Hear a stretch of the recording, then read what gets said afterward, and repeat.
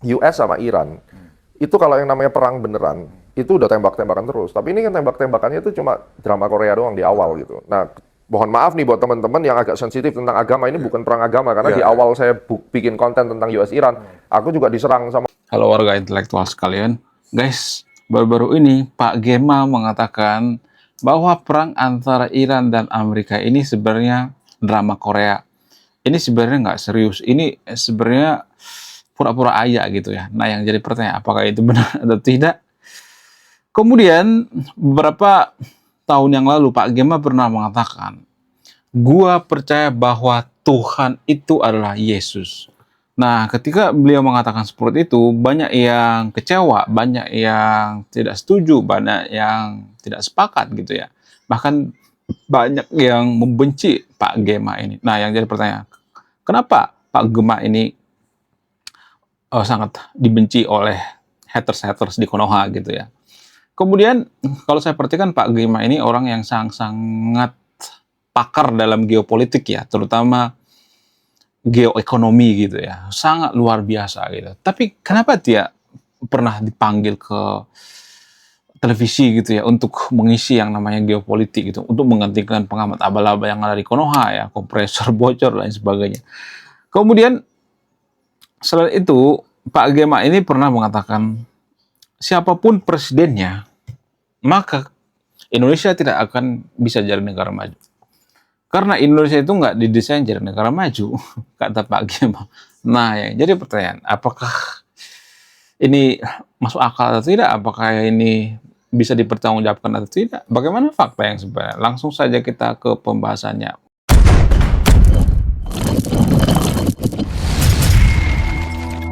Jadi guys, beberapa minggu yang lalu secara mengejutkan Pak Gema ini mengatakan Amerika dan Iran itu sebenarnya cuman drama doang perangnya. Mereka nggak serius gitu ya. Tapi kalau saya perhatikan ini cukup masuk akal juga gitu. Karena kita perhatikan perang Amerika sekarang ini sengaja diulur-ulur kan. Ya. Baru-baru ini Amerika jeda gitu ya. Semacam ada settingan gitu ya. Kemarin dibaru-baru sekarang jeda gitu. Kenapa kalau misalnya nih ya kalau mereka serius gitu ya. Kalau Amerika serius kenapa nggak dihancurin aja gitu. Pakai nuklir kayak pakai apa gitu. Ya kan? Ya kita nggak bisa menerima gitu ya kalau misalnya perang ini sampai lama gitu ya. Tapi kalau saya perhatikan Amerika dan Iran itu sengaja setting perang ini lama gitu ya. Berhenti, ya, lanjut, berhenti, lanjut ya. Gencatan senjata, lanjut lagi gitu. Itu kalau saya perhatikan ya. Tapi apakah ini fakta? Ini nggak ada faktanya sebenarnya, nggak ada data ilmiahnya. Tapi kalau ini opini cukup kuat lah gitu ya. Karena kita lihat fakta yang sebenarnya di lapangan seperti apa gitu ya. Cuman berdasarkan penelitian nggak ada gitu ya. Penelitiannya nggak ada seperti ini ya. Kemudian selain itu, kalau saya perhatikan, Pak Gema ini orang yang sangat taat dalam beragama ya. Orang yang sangat religius gitu ya. Dia tidak pernah mengganti agamanya, luar biasa. Bahkan ya ketika dia sudah berlimang harta gitu ya, banyak duit ya, kemudian beliau ini pernah kerja di pemerintahan, jadi penasehat dan sebagainya. Wah, pokoknya luar biasa. Gila, salut dengan bapak yang satu ini. Ya, jenius gitu ya. Punya banyak keahlian ya. Selain captain ya atau pilot, beliau ini juga ahli dalam ilmu astronaci. Ilmu astronaci itu ilmu penerawangan bagian saham. Ya, begitulah kira-kira. Kemudian, selain itu, Pak Gema ini juga pernah mengatakan bahwa Konoha itu tidak didesain jadi negara maju.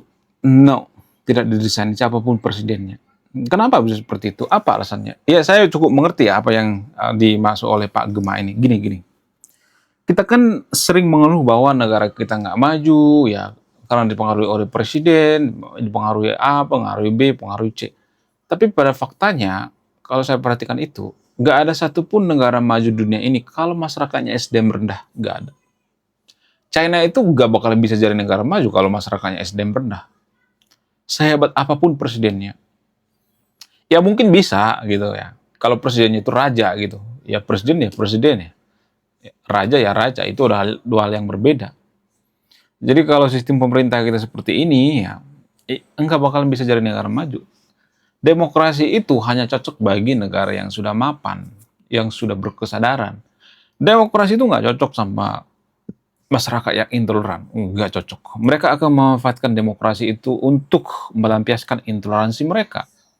Kalau kita perhatikan di Konoha, ada berbagai cara secara tidak langsung menekan minoritas dan memanfaatkan demokrasi. Apa itu? Yaitu syarat pendirian rumah ibadah. SKB 2 Menteri harus tanda tangan.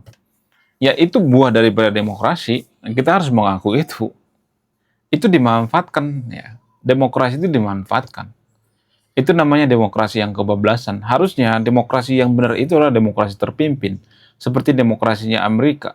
Apakah Amerika itu bebas bebasnya? Enggak juga. Siapa bilang Amerika bebas?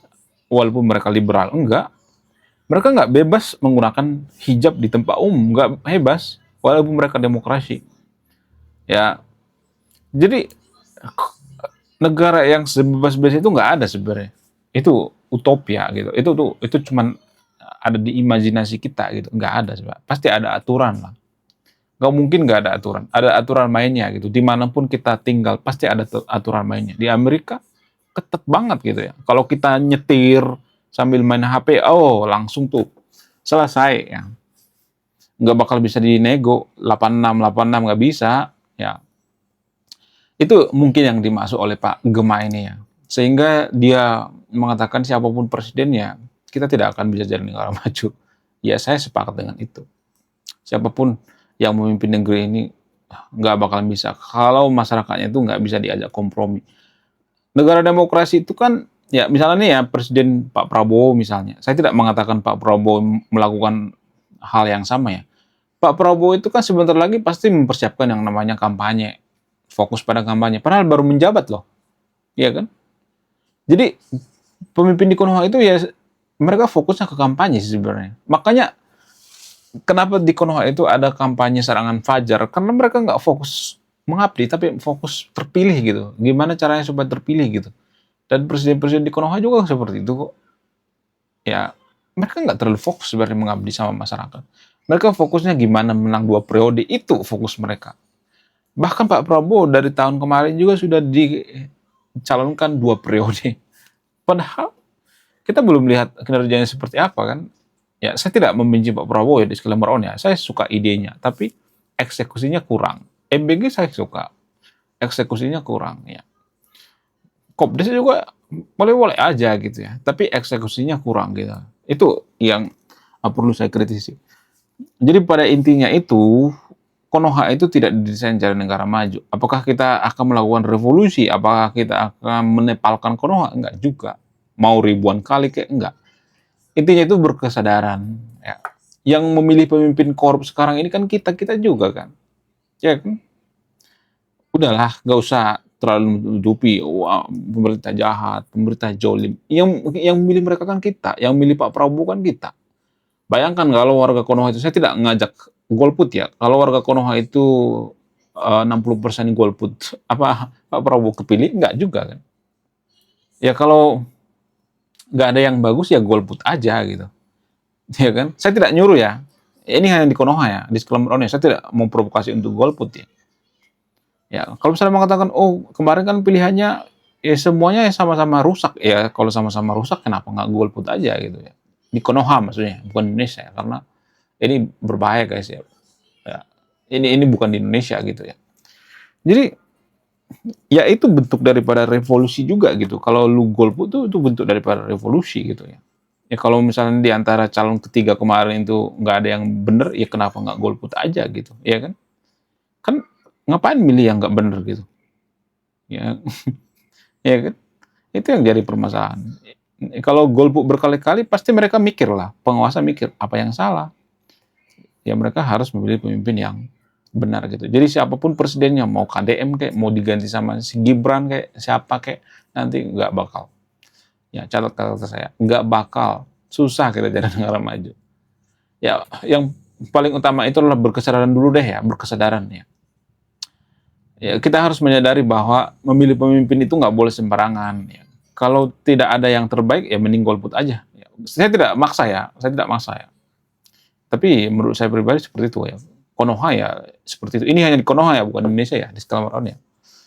Ya, saya tidak ngajak yang terfit untuk golput ya. Tapi kalau nggak ada yang bagus ya kenapa kita menggunakan suara kita itu untuk hal yang tidak bermanfaat ya kan? Itu yang jadi permasalahan. Kemudian ya selain itu, apalagi yang mempengaruhi kenapa Konoha nggak jadi negara maju? Karena literasi kita tuh sangat rendah sekali ya. Literasi baca kita tuh sangat rendah sekali. Jualan buku di Konoha itu sama seperti jualan es di Kutub Utara. Ya mirip-mirip seperti itu. Jualan cendol di Kutub Utara sama seperti itu. Ya ada yang berhasil juga, tapi nggak banyak gitu. Ya menurut kalian gimana? Coba tulis di komentar ya. Saya tidak akan berpihak di video ini. Anda yang menyimpulkan. Kemudian apakah Pak Gema ini layak jadi pejabat? Ya sepertinya iya. Tapi jangan terlalu percaya juga gitu ya. Jadi ahli geopolitik juga cocok lah Pak Gema ini. Luar biasa ya. Bukan karena dia Kristen gitu ya. Tapi kalau saya perhatikan dia cukup disiplin gitu ya. Kadang saya mikir gini guys.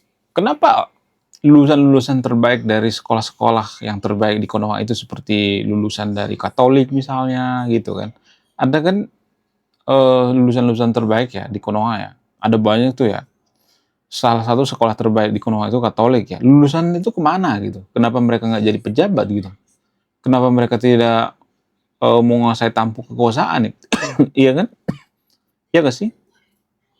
Menurut kalian gimana? Coba tulis di komentar ya. Saya tidak akan berpihak di video ini. Ya menurut saya pribadi cukup aneh gitu ya. Kemana lulusan sekolah-sekolah Katolik gitu, sekolah-sekolah yang berkualitas? Kenapa mereka nggak jadi pejabat gitu ya? Ya, apakah mereka pergi ke luar negeri? Kayaknya iya ya. Mereka cari peruntungan ke luar negeri. Karena mereka tidak dihargai di Konoha ya kan.